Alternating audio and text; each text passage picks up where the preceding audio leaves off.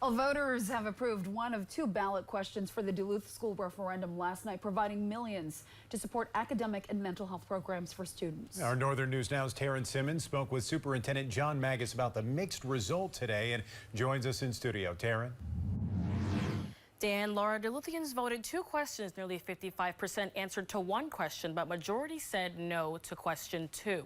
The first question allows the school district to refinance an existing debt, but that move will be up to $2.6 million to support academic and mental health support. It will also expand courses for high school students who, if you own $200,000 home, property taxes will increase by $1 a month to pay off the debt and will go into effect next year. The refinancing will allow the debt to be paid off sooner than expected and create financial stability for the district. Superintendent John Magus said with the new approval, students will be given more support. To focus on the academic behavioral supports, as well as the new high school schedule.